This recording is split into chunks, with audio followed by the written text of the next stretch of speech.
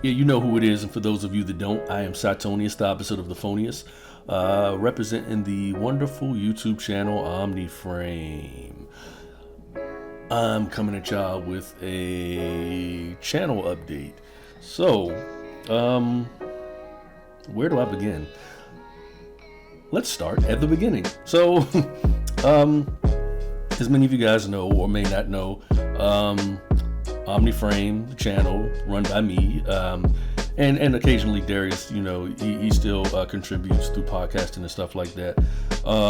Been trying to do a lot of good things in the year 2024. As many of you may or may not know, I was out of commission for a little while. I want to say maybe close to like a year and a half, maybe even 2 years, where I wasn't able to produce content in the way that I wanted to. Mostly because I had no computer. My desktop had died like back in 2021, I think. In fact, the last video that I made on my computer was actually a video that never got released. It was the rise and fall of Wizard Magazine video. I had about 15 to 20 minutes of that video edited with music, with clips and videos and all that shit. And then my desktop it hit me with the blue screen of death, and that was very unfortunate. So there was like a gap period. I want to talk about that actually because I love to talk, as y'all can tell. So when this channel really started to pick up steam is in two phases. It was when I did either the Ronin Warriors video or the WMAC Masters video, somewhere in between there. This channel started to kind of build a little bit of momentum, and it was starting to get a lot of subscribers and whatnot, or at least a lot for me, which is also good. And also, some of the stuff that Darius was doing too, like with the Hellboy stuff, that was drawing a lot of attention to the channel. So he left and started his own channel called Better Devils. Go check it out. And then it was just me, like, making the video essays. And I made maybe one or two other videos. I think Drunken Master 2, the video essay on Drunken Master 2, which I'm actually very, very proud of that video. I actually think it's one of my best videos. And X-Men and Civil Rights, which is another video I'm very proud of. I also think that's one of my best videos. But what I'm here to talk about today is the lack of content, or the lack of videos that you guys have been seeing in maybe like the past, month or so. So what I actually try to do with the channel when I'm like really, really working hard on this type of stuff is I try to release video essays monthly. And I was pretty consistent with it. Like when I came back with the Street Fighter 2 V video back in April, I was, I had like a list of videos that I wanted to make and that I wanted to release each month.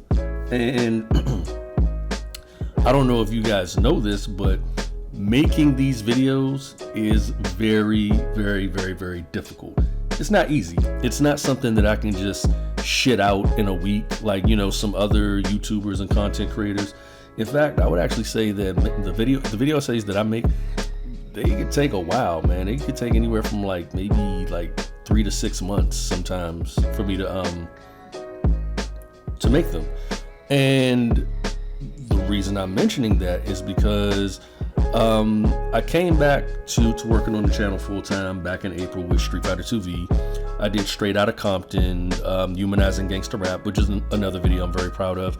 And my third video was actually a video that I haven't released yet. It was titled "Is Harley Quinn a Feminist Icon?" And I put the brakes on that video because something happened in pop culture around maybe like April or May that I really, really, really wanted to dig into and just kind of use that to kind of build more of a mainstream audience. Because a lot of the videos that I make, I don't know if you guys notice, they are very, very niche. And I do that on purpose. Like shit like WMAC Masters, that's a very obscure show. Ronin Warriors, I know some people think Ronin Warriors is popular, but it really wasn't. It wasn't popular like Yu-Gi-Oh or Pokemon or Dragon Ball Z or nothing like that. It wasn't even as popular as Sailor Moon. So, Same thing with Street Fighter 2V, very obscure anime. That's why it was called the Forgotten Street Fighter anime. And I know people was on my ass about that title, but whatever, you know what I'm saying? But what happened in April and May is there was a TV show called X-Men 97 that came out, and when that show dropped, it kind of caught me by surprise at how well made it was. And it wasn't like I was expecting it to suck. And correction, X-Men 97 came out in March 20th of 2024. So it really caught me off guard how well that show was made. Not that I was expecting it to fail or be bad, but just in how poignant it was and how socio-politically potent it was. And that shit just really caught me off guard. So what I wanted to do is I wanted to make a video essay on not just X-Men 97, but on X-Men the animated series. And I put a halt on a lot of videos that I already had in some stage of like production. I put those videos on hold to focus on making a two-part series of X-Men the animated series related videos. Part 1 was going to be a retrospective on X-Men 1992, which I actually released, and I'm going to talk about that in a little bit. And the two-parter was going to be X-Men 97, which was supposed to release like at least 3 to 4 weeks after the 92 video. So, in making the X-Men 92 video, I just got really caught up with a lot of things. So, as some of you may know or may not know, 2 of the videos that I released this year, Street Fighter 2V and the Straight Outta Compton video, got me a lot of attention. Like the Street Fighter 2 video, that blew up pretty instantly for me. Like that shit got like 10,000 views in 2 weeks, which for a channel that's as small as this one with less than 5,000 subscribers, which I'm still puzzled why OmniFrame doesn't have at least 10,000 subs. I feel like we're a channel that's worthy of at least 10,000 subscribers. You know what I mean? But that's neither here nor there. But yeah, those 2 videos really blew up, especially the Straight Outta Compton video, because like a really, really big YouTuber caught wind of that, FD Signifier, and he reposted it and shared it, and it got a lot of attention for that particular video, at least for somebody of my caliber, because I'm not a very well-known YouTuber, I guess, even though I'm starting to realize that might not necessarily be the case, but whatever. And also another large YouTuber I kind of connected with and kind of developed a relationship with, and that's Godzilla Mendoza. And I did a collaboration project with Godzilla Mendoza sometime in March or April, and working on all of these different projects, like trying to do the X-Men videos and work on the Harley Quinn video. I was trying to get like the Wizard magazine video. I had a video on this teen martial artist named TJ Roberts or Ted Jan Roberts, and all of those have like, you know, scripts and outlines. I also have a Deadpool movie analysis as well. All of those have outlines.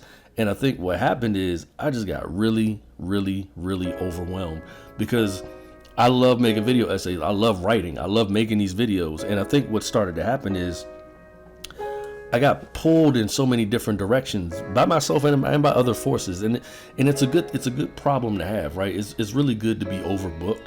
But it started getting to a point where I was just like, yo, this is, I don't know, because I was doing the stuff with Godzilla Mendoza.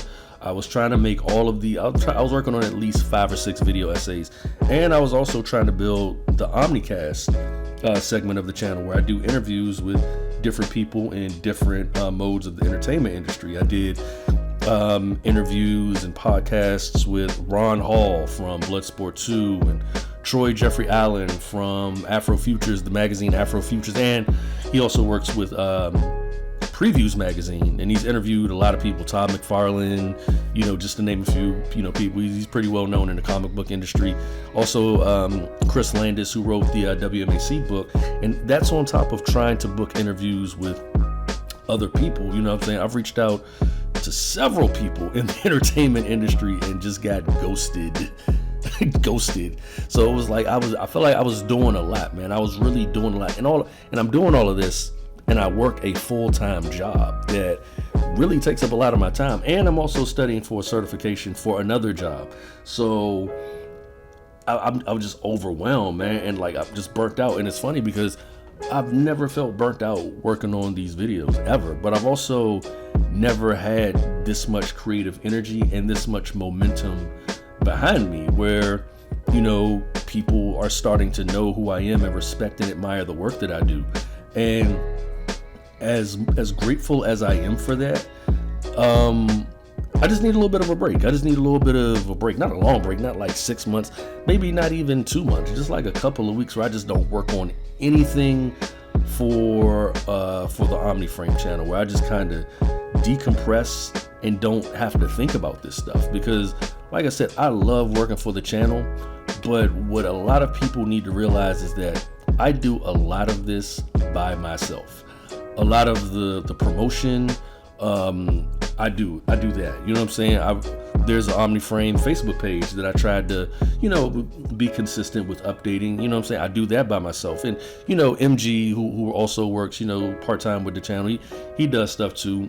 You know, the YouTube side of it, I do a lot of that. I do all this really by myself. You know what I'm saying? And that's not throwing shade to anybody at all, because, you know, I love working on this. And, you know, in many ways, this is kind of my vision. You know what I'm saying? This is kind of the direction that I always wanted this thing to go in. Like, you know, a video essay channel that also does interviews and podcasts on very interesting topics within pop culture. So I'm not mad at that. But at the same time, I'm a human being, and it can be a bit overwhelming. And I just felt myself getting stressed out and also starting to doubt the quality of my work, because, you know, people were reaching out to me and it was like, yo, this X-Men video, man, this is great, but there's something off with the editing. Or this Straight Outta Compton video is great, but, you know, something off with the editing. And from my perspective, you know, that wasn't happening with the older videos. That wasn't happening with the WMAC videos. It wasn't happening with Rona, you know what I'm saying? Rona, whatever you want to call it. You know what I'm saying? It wasn't happening with some of the older videos, even though I can see the flaws and the errors in many of those older videos. You know what I'm saying? Like, there's one video I did that I actually want to remove from the channel and redo again. And I don't even want to name what it is, because actually more than one. It's at least 2 videos I'd love to redo over again, and I will. But yeah, man, like this stuff can be a lot to deal with, man. You know what I'm saying? Because I pride myself in being good at what I do. I feel like I'm really good at what I do. I feel like I'm a really good writer. I feel like I'm really good at analysis and dissertations and essay writing. I feel like that's a skill that I have. And also, I feel like I'm not bad at video editing either, because I feel like a lot of these videos are very entertaining to watch. You know what I'm saying? Like, I thought the X-Men Civil Rights video was very well edited. I thought the Street Fighter 2V video was really well edited. I thought the WMAC Masters video was very well edited. So, you know, yeah, I'm just dealing with like a little bit of burnout, because it's a lot to deal with, because I want to do a lot, but I don't have a lot of personal time. I don't do this full time. I work a job full time, and honestly, a lot of my day is I'm going to work, which is like an hour drive. I'm at work, which is 8 hours a day, and then actually sometimes it's more than 8, like 9 or 10 hours I'm at work, and then driving home is like an hour and a half. So by the time I get home, you know, I'm trying to clean up and get myself situated, and I only have X amount of time to like really sit back and dig into a lot of these essays that I have outlined. So, you know, and at my weekends are something that I won't go into, but, you know, my weekends are, you know, at the moment, you know, I'm working on different things on the weekend. So I guess I kind of wanted to just let everybody know that, you know, I'm just going to take like a little bit of time to not be so all or nothing about this channel. I'm just going to, you know, just decompress a little bit and then come back to it with a refreshed energy. Now, that's the bad news. But the good news is I've kind of already been doing that. You know, I've been taking a lot of time with some of the videos, especially X-Men 97, and I want to talk about that. So I have a script for X-Men 97, and I have a title, a tentative title for that video, and I'm not going to say too much else. I have about 4,000 plus words written for that video, but in light of recent events with creators in the series, I'm actually going to be probably shaving off about 1,500 of those words and kind of not starting from scratch, because I actually have about 9 minutes of recorded audio and from that script. But there are just some things I really need to fine tune, because I want this script to be as good as the X-Men 92 script, which I think was an excellent script, and I think it was probably one of the best retrospectives on X-Men, the animated series. I would say it's top 5, and I feel that way about a lot of my shit, to be honest. Like, and that's not me being obnoxious or arrogant. Like, I dare anybody to go out there and find 4 other videos on the topic of X-Men and civil rights that are as good as the one that I did, or find 3 other video essay retrospectives on Drunken Master 2 as good as the one that I did, or find any other WMAC Masters retro. I dare you, you know what I'm saying? You really can. And I'm saying that because I take so much pride in what I do, and it also takes so much time. And time is our greatest gift and our greatest enemy all at once, and I want to make sure that I'm using my time effectively to make video essays that are very insightful, that allow people to walk away with a greater understanding of certain aspects of entertainment and mass media. So with that being said, X-Men 97, that video will be coming soon, but not that soon.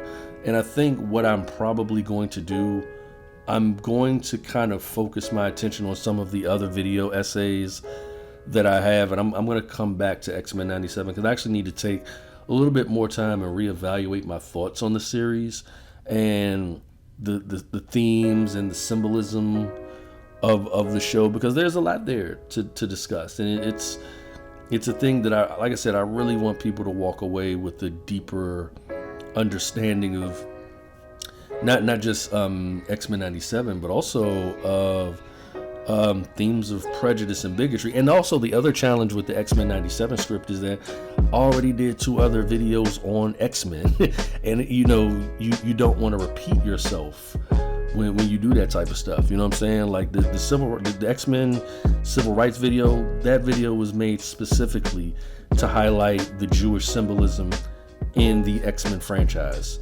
So those bases are covered. With X-Men, the animated series, with that retrospective, I actually wanted to discuss the psychoanalytic archetypes in literature that were used to craft the characters and the villains, and that base has been covered. So with X-Men 97, it's all about finding a very strong socio-political, philosophical through line that I can use to kind of shed light on these characters. So yeah, so that's that. With the Harley Quinn and feminism video, I'm gonna be 100% honest.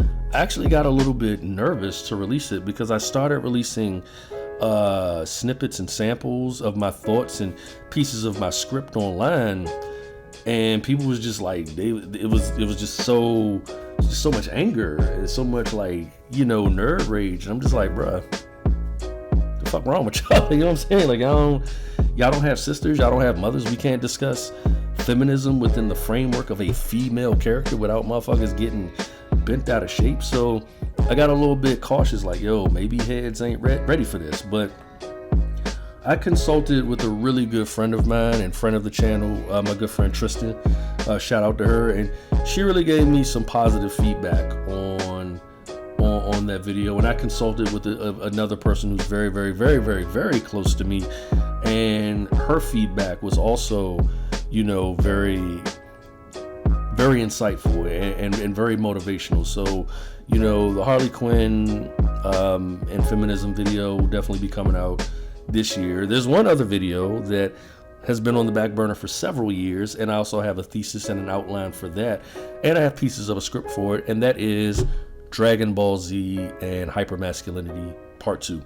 Also, if you hear like little tapping, that's me hitting my hand on my computer table because I'm a big clumsy dumb fuck, but whatever.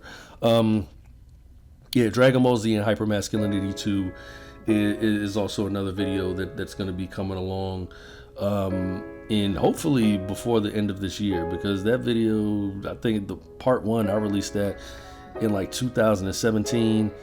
It's 2024. That's how long I've been doing this shit, man. So yeah, Cytonius is not he ain't new to it, he true to it. So, you know, to everybody out there who's been rocking with the channel and who's been very supportive, thank you so very much. That shit is appreciated.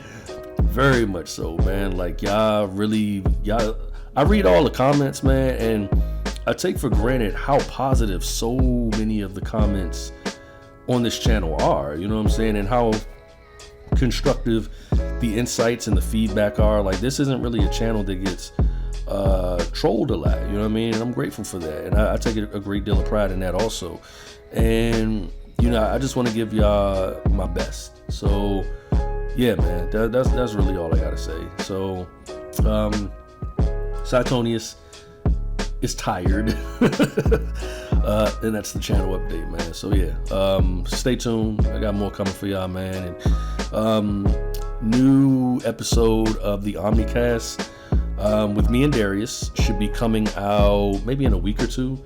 So that's also, you know, something to look out for. You know, it's always good to have him come back to the channel and you know, contribute in whatever way he feels, you know, comfortable contributing, you know what I mean? So shout out to him.